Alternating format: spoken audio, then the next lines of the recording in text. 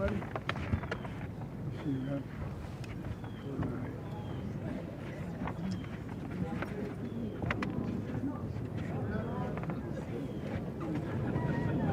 All right. It's the law. Okay, yay.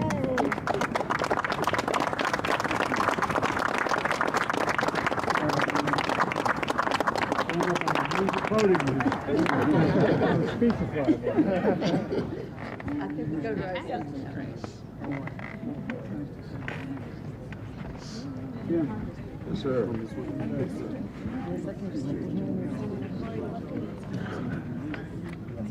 I've met him once or twice.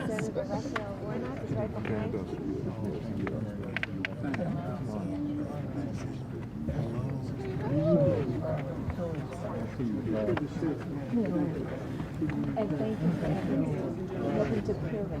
Yep. That's very important to me. Yeah, thank you, Mr. President. Thank you. A little unusual to do the bill signing, not say anything and then speak, but that's how we set it up. Well, ladies and gentlemen, good afternoon. I just signed into law the Emmett Till Anti-Lynching Act, making lynching a federal hate crime for the first time in American history. I want to thank Vice President Harris, who was a key co-sponsor of this bill when she was a United States Senator.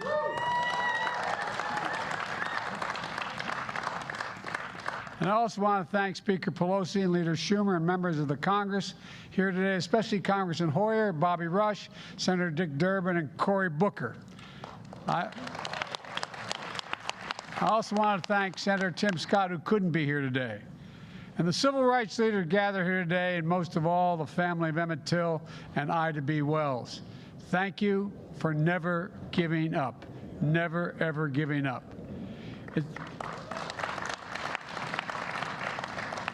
Matter of fact, granddaughter told me that her mother was here when? And your grandmother was here when? In 1898. In 1898, in order to make a case for the anti-lynching law. It was over 100 years ago, in 1900, a North Carolina representative named George Henry White, the son of a slave, the only black lawmaker in Congress at the time, who first introduced legislation to make lynching a federal crime. Hundreds of similar bills have failed to pass. Over the years, several federal hate crime laws were enacted, including one I signed last year to combat COVID-19 hate crimes. But no federal law expressly prohibited lynching, none, until today.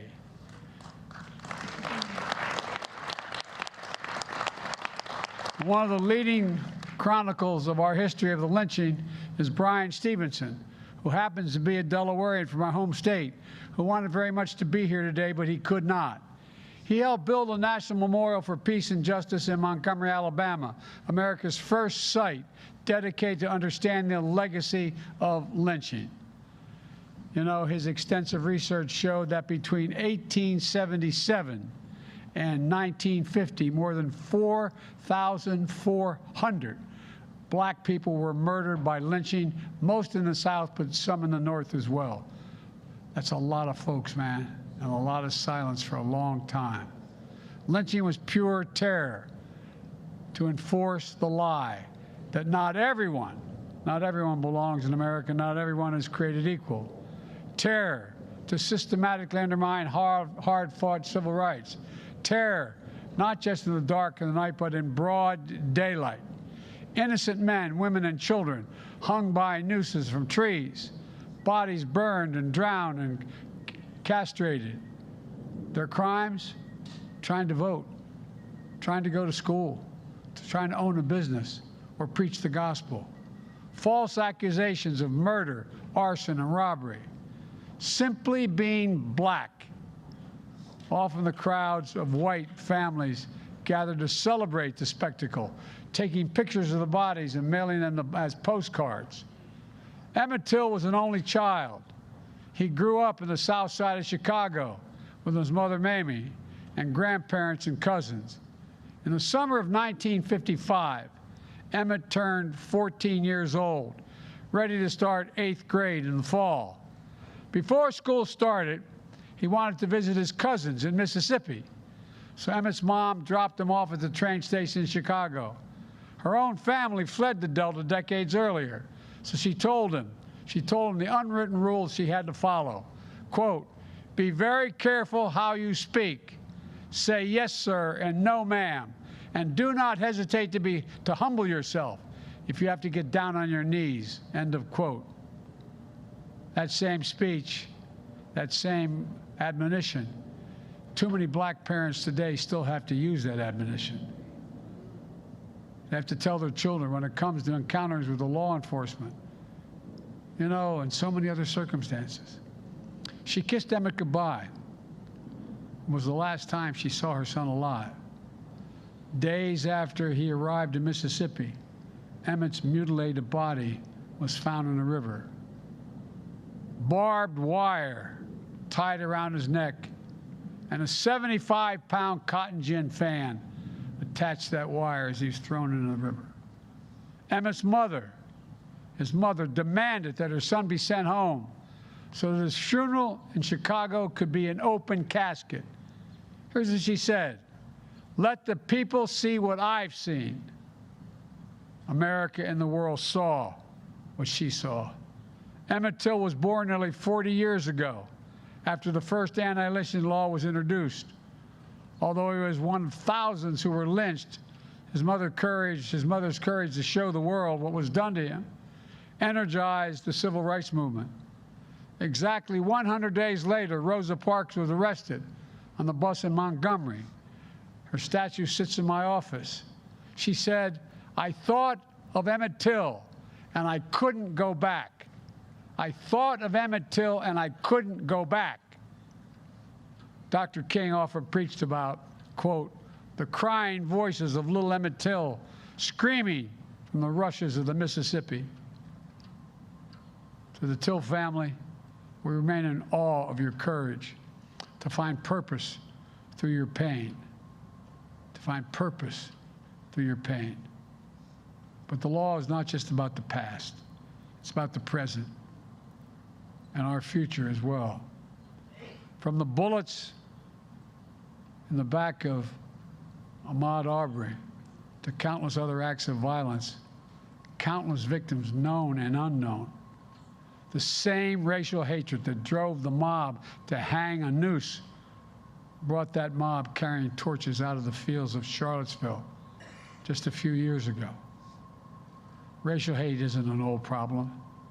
It's a persistent problem, a persistent problem. And I know many of the civil rights leaders here know, you heard me say it 100 times. Hate never goes away. It only hides. It hides under the rocks. And given just a little bit of oxygen, it comes roaring back out, screaming. But what stops it is all of us, not a few. All of us have to stop it. People like Ida B. Wells, one of the founders of the NAACP, established 100 years ago in response to racial terror across the country. A brilliant, gifted writer.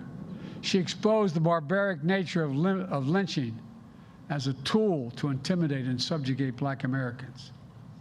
In her words, her courage, her convictions, she was trying to prevent the murders of Emmett Till and Ahmaud Arbery. So many others, over 4,400 others. Ida B. Wells once said, quote, "The way to right wrongs is to turn the light of truth upon the wrongs." Turn the light of truth upon the wrongs. That's what all of you have done gathered in this rose garden with this bill and so much more, including Ida B. Wells' great-granddaughter, Michelle Duster, whom I'm honored to introduce to mark this historic day.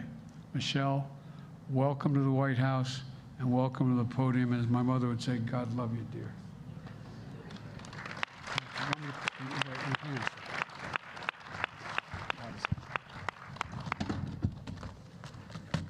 Thank you. All right. I didn't see you there. I'm sorry. I'm going to just take a moment to take in this, because it has been a very long time. Thank you, President Biden, for that introduction and for your leadership in signing this bill into law.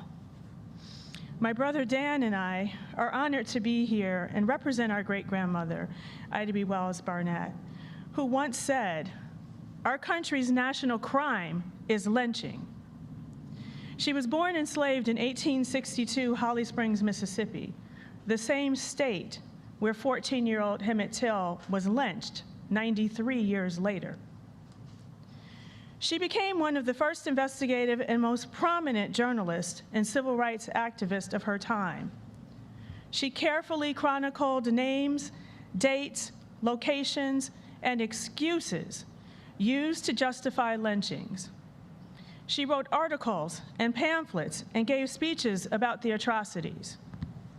And it was personal to her because 3 of her enterprising friends, Thomas Moss, Will Stewart, and Calvin McDowell, who co-owned a grocery store in Memphis, were lynched in 1892. She knew these upstanding men who were leaders in the community. They were guilty of no crime. Through her writing and speaking, she exposed uncomfortable truths that upset the status quo. Truths that lynching was being used as an excuse to terrorize the Black community in order to maintain a social and economic hierarchy based on race. And for that, her life was threatened, her printing press was destroyed, and she was exiled from the South. Despite losing everything, she continued to speak out across this country and Great Britain about the violence and terror of lynching. She eventually settled in Chicago, where I was born, and where Emmett Till was born. And in 1898, in response to the lynching of Postmaster Fraser Baker in Lake City, South Carolina, she visited President William S. McKinley right here in Washington to urge him to make lynching a federal crime. Since my great-grandmother's visit to the White House 124 years ago, there have been over 200 attempts to get legislation enacted. And 17 years ago, in 2005, my brother Dan spoke at the Senate press conference where they issued an apology for not passing the legislation. But we finally stand here today, generations later, to witness this historic moment of President Biden signing the Emmett Till anti-lynching bill into law.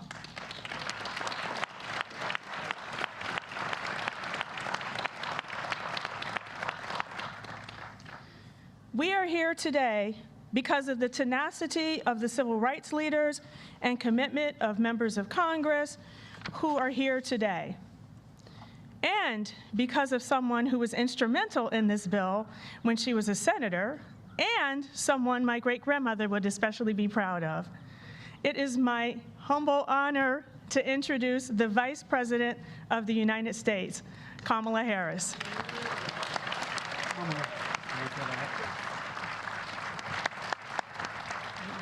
Good job.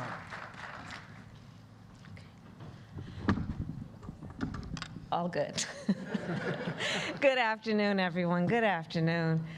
Michelle, thank you for your powerful words. I was so glad that we had some time in the Oval Office with the President to talk with you about the historic day that we are celebrating, but on the shoulders of so many, including your family and you who have written about it, maintaining your family's legacy of speaking truth always. So thank you. It's good to see everybody. President Biden, members of Congress, I have to shout out to the CBC, to my fellow Americans, thank you all. So lynching, well, we know it's a stain on the history of our nation. Since our founding, and in particular, in the century following the Civil War, thousands of people in states across our nation were tortured and murdered by vigilantes. They were dragged from their homes. They had ropes wrapped around their necks. They were hanged, burned, drowned, and dismembered. Often, as the president said, as their families were forced to watch, and as crowds gathered to spectate. These lynchings were motivated, of course, by racism and meant to cause terror. They were acts committed to secure political and social control. But they were not designated crimes by the federal government. Lynching was not considered a crime by the federal government. Legislation to make lynching a federal crime was first introduced in the United States Congress in the year 1900. It failed.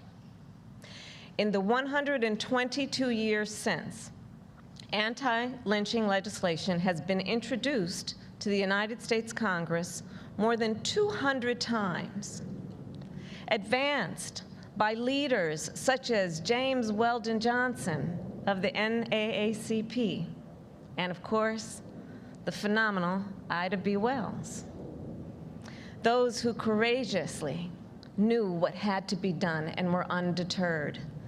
And when we speak of Ida B. Wells, let's understand the courageous nature of that incredible American who used her skill, her profession, her calling as a journalist, as President Biden noted, to help open the eyes of our nation to the terror of lynching, which speaks, of course, to the role that we have known also historically. I'm going off script for a moment, about the importance of the black press and the importance of making sure that we have the storytellers always in our community who we will support to tell the truth when no one else is willing to tell it.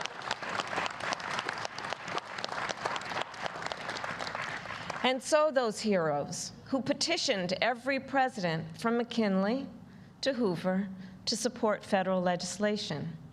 Anti-lynching legislation was introduced in the wake of some of these most brutal attacks.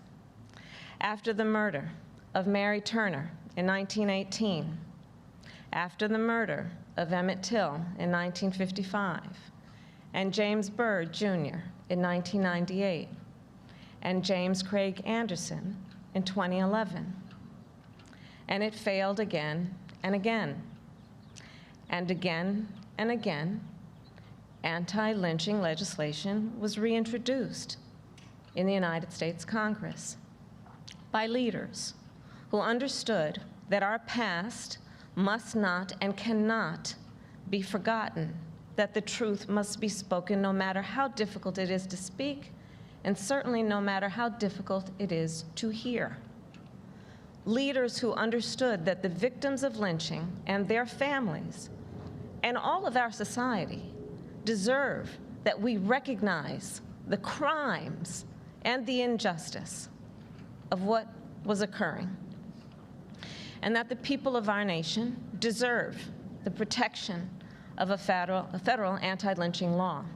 When I served in the United States Senate, it was a profound honor to sponsor, with Cory Booker, the Emmett Till Anti-Lynching Act. And I want to say a thing about Cory Booker. I'm going to talk about him in front of his face.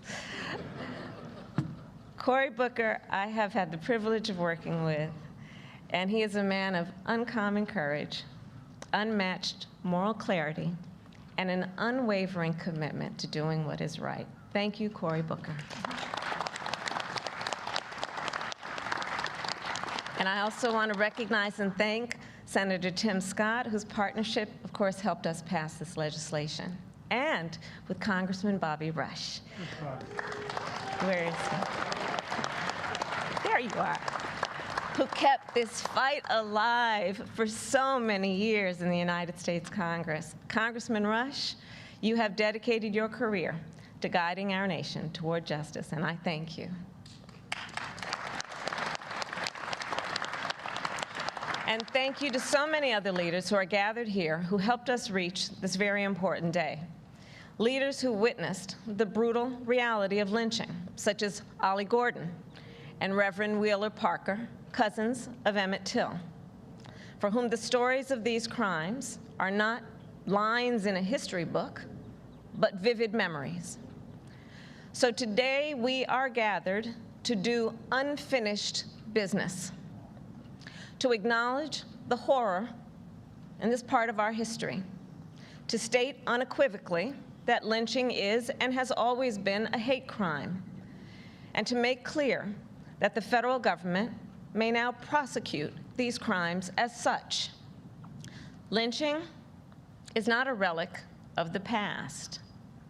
Racial acts of terror still occur in our nation.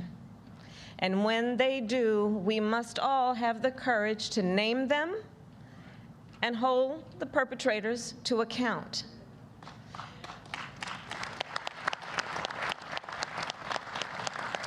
And with that, I'll close by saying this. I believe that so often, and it has been said, the victims of lynching were targeted. And let's be clear about this, because they were working to build a better America. That's what they were doing. It was in everybody's best interest what they were doing. But unfortunately, the cowards couldn't see, didn't understand.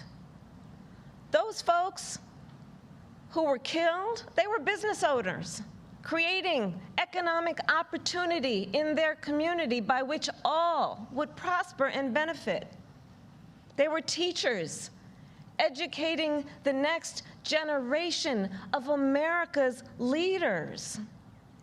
They were activists who were defending the sacred freedom to vote. So today, as we recognize them, as we recognize our history, let us also be here gathered to recommit ourselves to that unfinished business as well, to continuing to fight for freedom, for opportunity, and justice for all. May God bless you, and may God bless America. Thank you all. Great job. Thank you.